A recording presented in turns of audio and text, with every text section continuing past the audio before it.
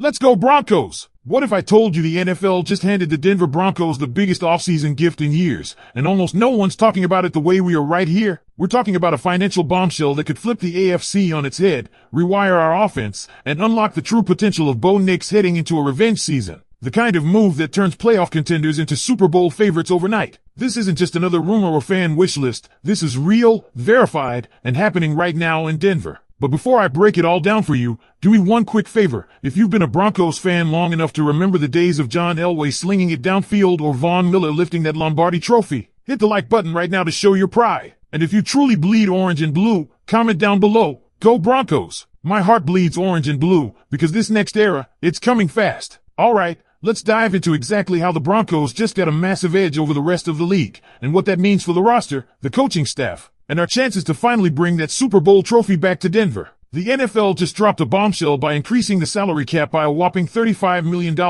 much more than most teams had originally budgeted for. That means some organizations, including the Broncos, could be working with up to $10 million more than they anticipated. For a team that was already estimated to have $35 million in cap space under the old projections, this pushes Denver into an even more dominant financial position. Somewhere between $35 to $45 million in flexibility. And here's the kicker. We're not talking about a team that's scrambling to fill holes. This is a team that, if not for Bo Nix's unfortunate broken ankle, was likely headed to the Super Bowl. Even Patriots fans have conceded that much. So now the Broncos are operating with what feels like house money. The question isn't how do we fix this roster, it's how do we make an already Super Bowl caliber roster even more dangerous. That opens up conversations about whether Denver should target a wide receiver or a running back, and whether they should pursue those positions through free agency or the draft. And that's where the genius of Sean Payton and GM George Payton comes in. They've already shown a sharp eye for value, and now they have the resources to strike. Let's start with wide receivers. The truth is the free agent market at that position looks pretty weak. While names like Mike Evans and Deebo Samuel might have some star appeal, they're not what this team needs right now, either past their prime or no longer game changers. And while George Pickens is a beast, the expectation is that the Cowboys will hit him with a franchise tag, keeping him off the open market entirely. That's where things get interesting. Trade targets. And there's one name that absolutely leaps off the page, A.J. Brown. His ability as a pure route runner and his knack for separation is unmatched. The highlight reels tell the story. He consistently beats top cornerbacks and creates space in a way no one else on the Broncos roster currently can. Pairing him with Cortland Sutton and Marvin Mims would be lethal. Imagine Sutton drawing CB2S and Mims finding open space because Brown is occupying the defense's best coverage. It would take the Broncos offense to a completely different level. Yes, A.J. Brown comes with some personality baggage, and his $22 million cap hit is not small. But Sean Payton has a proven track record of managing big egos, and this Denver locker room is built on leadership and accountability. If there's a team where a guy like A.J. Brown could fall in line, it's this one. Plus, with Denver's cap flexibility, a new deal could be structured to lessen the immediate cap burden. On the flip side, some fans have floated the idea of trading for Justin Jefferson. And while Jefferson is an elite talent, the cost just doesn't make sense. His current cap hit and future financial demands are enormous, pushing $38 million or more. And history tells us that stacking up at wide receiver doesn't guarantee postseason success. Just look at the Bengals, Vikings, and Eagles, all teams with dominant wideouts that couldn't make a deep run or even miss the playoffs entirely. Meanwhile, teams like the Bills got to overtime in the playoffs without a true WR1. So spending everything on Jefferson would be splashy,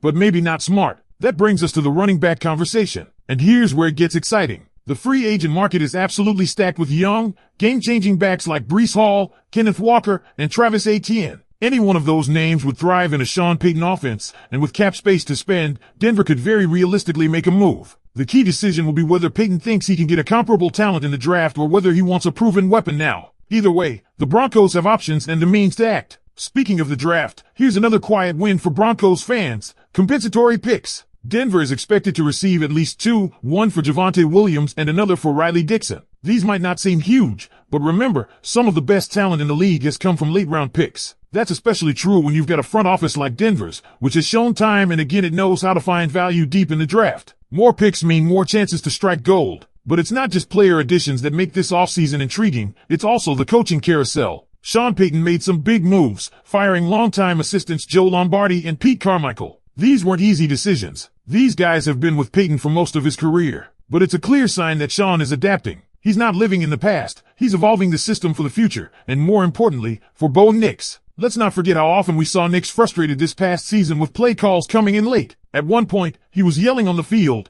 trying to speed things up, That's why the potential return of John Morton is so important. He's already worked with Payton in Denver, and even during the Bills game this past season, he was the one who recommended a successful play from his Detroit days. That familiarity and forward-thinking mindset could be exactly what this offense needs. Even better, Davis Webb, another young, innovative coach, pulled out of the Raiders' coaching search. That's right, he's choosing to stay in Denver, betting on this team's championship potential rather than settling for a lower-tier head coaching job elsewhere. When top coaching minds like Webb and Vance Joseph choose to stay, that's a loud and clear signal. They believe in this roster and what's coming next. Because here's where it gets really spicy, Broncos country. With all that cap space and a roster that already came within inches of a Super Bowl appearance, George Paton and Sean Payton aren't just sitting around waiting for the perfect option to fall into their lap. They're strategizing like chess masters 3 moves ahead. Every decision this offseason carries the weight of expectation, but also the rare opportunity to elevate a very good team into an unstoppable one. Let's look at this through a strategic lens. If the Broncos target a star running back in free agency, say, Travis Etienne, what you're getting isn't just a dynamic rusher,